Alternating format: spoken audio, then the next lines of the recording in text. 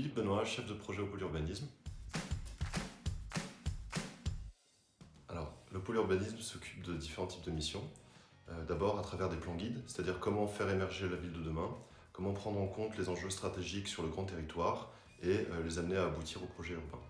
Ensuite, c'est quelque chose qu'on peut décliner à échelle plus réduite sur des parcelles en réalisant des études capacitaires, à savoir quelles sont les capacités d'un terrain à accueillir un programme donné et à interagir avec le milieu urbain constitué. Et puis, on peut décliner ces différentes études à la fois dans des tissus plutôt denses, urbains denses, ou alors en milieu rural, avec des élus qui portent un projet pour leur territoire de renouvellement ou de revitalisation. C'est une dimension, la dimension d'accompagnement de nos clients, elle est extrêmement importante, aussi bien en termes de questionnement sur le territoire, l'urbanité, ou alors en termes de montage opérationnel, et avec laquelle on va interagir à chaque étape. On est amené à travailler avec différents interlocuteurs, que ce soit public, privé, des collectivités, des bailleurs, des promoteurs.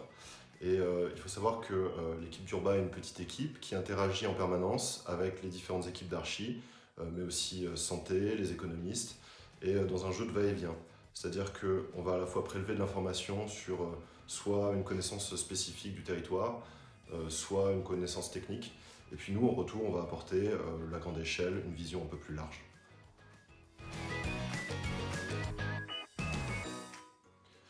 Moi, ce que j'aime dans mon métier, c'est d'avoir le rôle de passeur, de pivot, d'être au centre d'enjeux qui soient à la fois techniques, économiques, écologiques, politiques, et de pouvoir réussir à les décrypter et les rendre lisibles pour permettre à nos clients de prendre les bonnes décisions. Et puis évidemment, il y a un enjeu prospectif dans le métier d'urbaniste, à savoir qu'un quartier, ça ne se construit pas sur un an ou deux, mais c'est sur des durées de temps qui sont très longues. Et donc il s'agit de comprendre les dynamiques qui sont déjà à l'œuvre, et de s'en faire une idée projetée dans un futur, au moment où le quartier sera livré, pour pouvoir répondre correctement aux enjeux et faire en sorte que le quartier continue de fonctionner et d'apporter du bien vivre aux habitants.